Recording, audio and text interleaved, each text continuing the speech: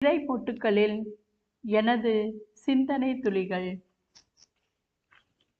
ஓர் ஊரில் ஓங்கி வளர்ந்த பசுமையான இலைகள் நிறைந்த ஆண்டு முழுவதும் கனி தரும் அத்தி மரம் இருந்தது. அதன் அழகை கண்டு ரசிக்கவும் அதன் கனிகளை ருசிக்கவும் ஆண்டு முழுவதும் மக்கள் வந்தார்கள். ஒரு நாள் அம்மரம் திடீரென பட்டு போய்விட்டது. மக்கள் யாருமே அம்மரத்தை பார்க்க வரவில்லை. இந்நிலையில் பட்டுப்போன அத்தி மரத்தின் ஒரு கிளையில் சிட்டுக்குருவி கூடுகட்டி அழகாக பாடிக்கொண்டிருந்தது. மரம் அச்சிட்டுக்குருவியிடம், நான் பசுமையாக இருந்த காலத்தில் என்னிடம் நீ வரவில்லை. நான் பட்டுப்போன நிலையில் ஏன் என்னிடம் வந்து பாடுகிறாய் என்று கேட்டது. அதற்கு அந்த சிட்டுக்குருவி அம்மரத்திடம், நான் தொடக்கத்தில் இருந்தே உன் கிளையில் கூடு கட்டி பாடினேன். ஆனால் நீதான் உன் அழகில் மயங்கி உன்னை புகழ்ந்தவர்களின் குரலை மட்டும் கேட்டு என் குரலை கேட்கவில்லை என்று கூறியது. ஆம், அந்த அத்தி மரத்தை போன்று நாமும் பலவற்றில் நம் இதயத்தை பறிகொடுத்து கடவுள் பேசும் மென்மையான குரலை கேட்க தவறுகின்றோம். கடவுளது குரலை கேட்டாலும் நமது இதயத்தை கடினப்படுத்திக் கொள்கின்றோம். கிறிஸ்துவின் குரலை கேட்டு அவரை பின்பற்ற ஆவல் வேண்டாமா? சிந்தனையில் தெளிவு பெற வேண்டாமா? மகிழ்ச்சி என்பது வண்ணத்து பூச்சியை துரத்துவதற்கு ஒப்பிடலாம். அப்பூச்சியை துரத்தினால் அது நம் கைக்கு அகப்படாது. அதை துரத்துவதை விட்டுவிட்டு நமது கடமைகளை செய்ய ஆரம்பித்தால் அது தானாகவே வந்து நம் தோளில் அமரும். ஆம், நம் அன்றாட பணிகளை ஆண்டவருக்காக செய்தால் மகிழ்ச்சி நம்மை தேடி வரும் என்பது வெள்ளிடை மலை.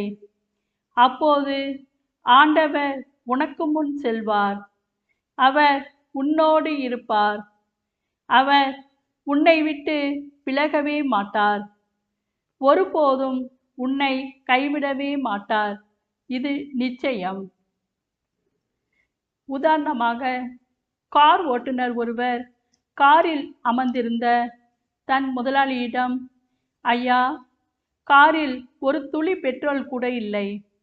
இனிமேல் ஓர் அங்குலம் கூட முன்னாலே போக முடியாது என்றார். அதற்கு முதலாளி ஓட்டுநரிடம், அப்ப காரை பின்னாலே எடு, வீட்டுக்கு போகலாம் என்றாராம். பெட்ரோல் இல்லை என்றால் கார் முன்னாலும் போகாது, பின்னாலும் போகாது.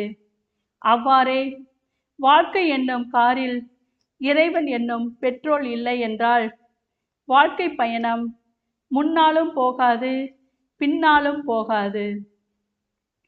16ஆம் நூற்றாண்டில் இங்கிலாந்தை ஆண்ட மன்னர் 8ஆம் ஹென்றி போட்டி திருச்சபையை ஏற்படுத்தினார். அவரது முதல் அமைச்சர் தாமஸ் மூர் அரசரை ஆதரிக்காமல் எதிர்த்து பேசினார். மன்னர் அவருக்கு மரண தண்டனை விதித்து சிறையில் அடைத்தார். தாமஸ் மூரின் மனைவி லூயிசா என்பவர் தாமஸ் மூர் அரசரை ஆதரிக்குமாறு அவரிடம் எவ்வளவோ கெஞ்சினார்கள். ஆனால் தாமஸ் மூர் அவளிடம், அட பைத்தியக்காரி, உன்னுடன் கொஞ்ச காலம் சுகபோகமாய் வாழ்வதற்காக முடிவில்லா நெருப்பில் நான் வேக வேண்டுமா என்று சொல்லி தனது முடிவை மாற்றிக்கொள்ளாமல் வேத சாட்சியாக உயிரை கொடுத்தார்.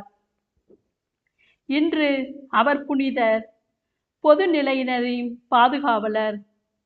நாம் மனிதருக்கு அல்ல, கடவுளுக்கே அஞ்ச வேண்டும் என்பதற்கு தாமஸ் மூர் நல்ல ஓர் இலக்கணம்.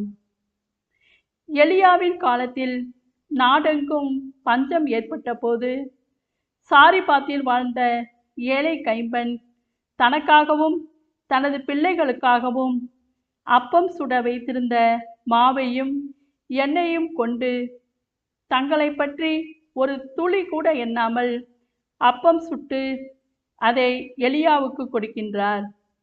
என்னே அவளின் தியாகச் செயல்.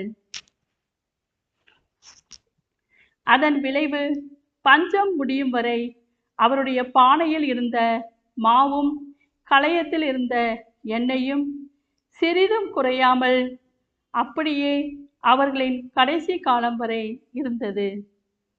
அவ்வாறே எலியாவின் சீடர் எலிசாவை சூனேம் ஊரை சேர்ந்த பணக்கார பெண் ஒருவர் தனது வீட்டில் வரவேற்று அவருக்கு உணவளித்து அவர் தங்குவதற்கு தன் வீட்டில் தனி அறையை ஒதுக்கி கொடுக்கின்றார்.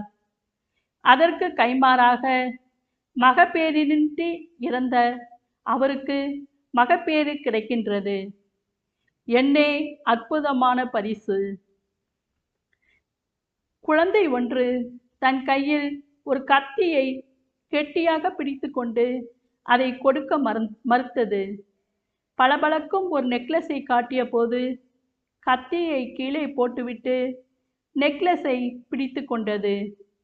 அக்குழந்தை போல் நாமும் பலவற்றை கெட்டியாக பிடித்து கொண்டிருக்கின்றோம். கிறிஸ்து என்னும் முத்தை பற்றி கொள்ள மற்றவற்றை இழக்க வேண்டாமா? அருட்செல்வம் இல்லாதோர் மறுமை இன்பத்தை அடைய முடியுமோ? உதாரணமாக, ஒருவர் கடற்கரையில் மணிக்கணக்காக நின்று கொண்டிருந்தார். ஏன்? கடல் அலைகள் ஓய்ந்த பின் கடலில் குளிப்பதற்காக காத்து கொண்டிருந்தார். கடல் அலைகள் ஓய்வது எப்போது? அவர் குளிப்பது எப்போது? அலைகள் ஓய்வதில்லை. அவ்வாறே நமது பணிகளும் கவலைகளும் ஓய்ந்த பின் கடவுளை நினைப்பது என்பது ஒருபோதும் நடக்காத காரியம். காலம் உள்ள போதே ஆண்டவரின் காரியங்களில் அக்கறை செலுத்த வேண்டாமோ?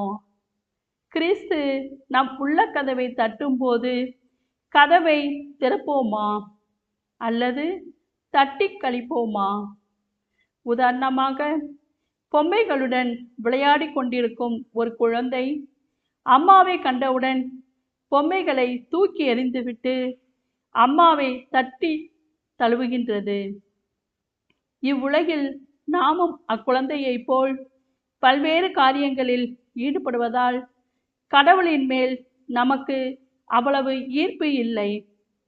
கலைமான் நீரோடைக்காக ஏங்கி தவிப்பது போல் நம் நெஞ்சம் கடவுளுக்காக ஏங்கி தவிப்பதில்லையே, ஏன்? முடிந்தவன் சாதிக்கிறான், முடியாதவன் போதிக்கின்றான். நீ எதை செய்தாலும் உன் வாழ்க்கையின் முடிவை நினைத்து செய். ஆமென் அல்லேலூயா என்று சொல்லும் வாய்ச்சொல் வீரனாக இல்லாமல் கடவுளுடைய திருவுளத்தை நிறைவேற்றும் கடமை வீரனாக திகழ்வோமா? கீழே விழுந்தாலும் மேலே எழுந்திருப்பேன், சக்கையாக மாறினாலும் சர்க்கரையாக இனிப்பேன், எத்தனை சவால்களை சந்தித்தாலும் சரித்திரம் படைப்பேன் என்று சூளுரைப்போமா? வாழ்வது ஒரு முறை, வாழ்த்தட்டும் தலைமுறை. விண்ணகத்தின் முன்சுவையை இம்மண்ணில் காண்போமா? நம்மை படைத்து இந்நாள் வரை கண்ணின் மணி போல் காக்கும் இறைவனின் வழி சென்று அவருக்காக வாழ்வோமா? இறைப்பதத்தில் இன்றும் என்றென்றும் நறுமணம் வீசும் வசந்தம் மலராவோமா? இயேசுவுக்காய் வண்ணத்து பூச்சிகளாய் சிறகடித்து இறைவனுக்காய் 8 திசைக்கும் சான்று பகன்று இப்புவியில் இறைவன் எனும் தேனை பாரெங்கும் வழங்குவோமா? நமக்கு உதவிக்கரம் நீட்டி நமக்கு துணை செய்ய இறைவன் ரெடி. நாம் ரெடியா?